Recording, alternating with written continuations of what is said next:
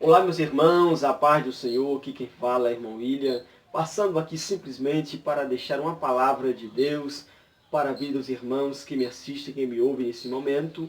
Eu quero trazer à memória dos irmãos uma palavra que se encontra no Evangelho de, segundo escreveu Lucas, no seu capítulo 8, no seu versículo 22 ao 25, que vai nos falar sobre Jesus acalmar uma tempestade. Pois bem, a Bíblia nos diz que quando Jesus entra no barco, entrou com eles também os seus discípulos. Os seus discípulos o seguiram. E havia um propósito em ele entrar naquele barco. O propósito era passar para o outro lado do lago. Pois bem, meus irmãos, todas as vezes que Jesus nos guia, todas as vezes que Jesus nos leva para algo, nos guia para um caminho, Ele tem um propósito a realizar na nossa vida. O propósito de Jesus aqui com os discípulos é levar eles para o outro lado do lago. Jesus não guia ninguém, não chama ninguém, não direciona ninguém sem um propósito. Sempre quando Deus nos guia, nos direciona para uma direção, para algo, Ele tem um propósito na nossa vida. Ele tem um propósito para nos direcionar, para cumprir na nossa vida. Pois bem, e estando eles dentro do barco, a Bíblia diz que Jesus veio adormecer. E quando Jesus adormece, a Bíblia diz que se levanta uma grande tempestade contra o barco, contra a vida dos discípulos. E a água já entrava dentro do barco neste momento.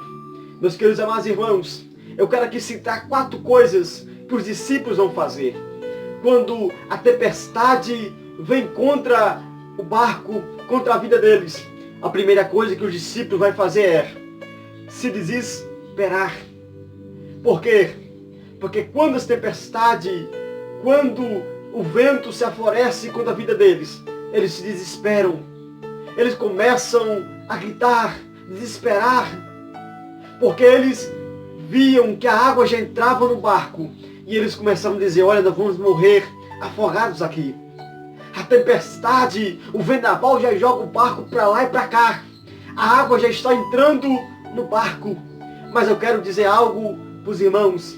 Ainda que a tempestade já se enfureceu contra a vida dos irmãos, ainda que a água já está entrando dentro do barco, fique tranquilo, se acalma, porque há um propósito de Deus na minha vida, na tua vida. Fica tranquilo, porque a providência de Deus vai chegar na minha, na tua vida. Antes que esse barco afunde, antes que os vendavais te afoguem, o propósito de Deus, a providência dele vai chegar para mim e para você.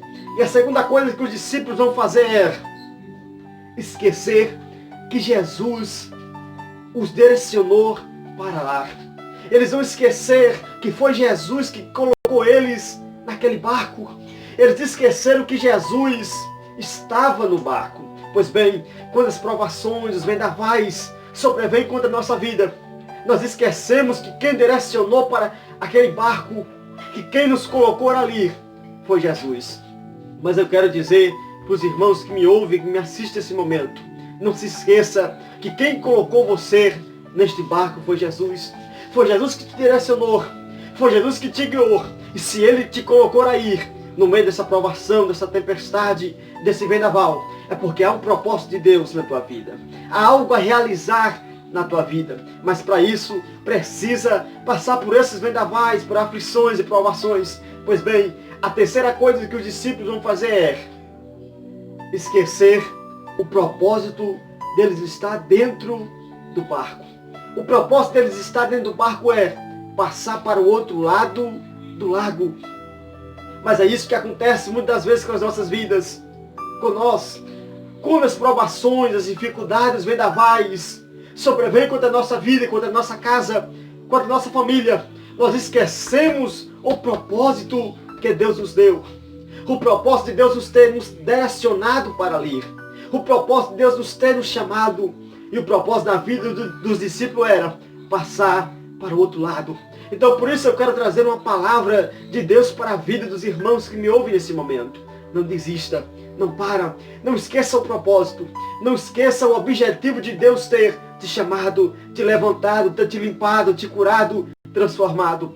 A quarta coisa que os discípulos vão fazer é despertar o Mestre. Porque eles viram que não havia mais solução. Eles viram que iriam sucumbir. Eles viram que iriam morrer. E ele disse, olha, vamos despertar o Mestre. Vamos clamar o Mestre. Porque só Ele tem a providência. Só Ele tem o socorro. Só Ele pode nos ajudar. Pois bem, eu finalizo as minhas palavras dizendo, está na hora de despertar o Mestre. Está na hora de clamar a Jesus. Está na hora de olhar para Jesus e começar a clamar e o adorar. Porque só Ele tem a providência. Só Ele tem a força que eu e você precisa para aguentar as provações, as dificuldades. Está na hora de clamar a Ele de corpo, alma e espírito. Está na hora de se entregar a Ele uma adoração pura e verdadeira. Por quê? Porque se adorarmos a Ele, corpo, alma e espírito, Ele irá ouvir a nossa adoração. Irá acalmar a tempestade, acalmar o mar. E acalmar tudo. E nós iremos passar para o outro lado. E lá do outro lado, iremos cantar o hino da vitória. Meus irmãos, que Cristo vos abençoe. Que Deus possa abençoar a vida de cada um dos irmãos que ouviram essa mensagem. Deus abençoe. A paz do Senhor.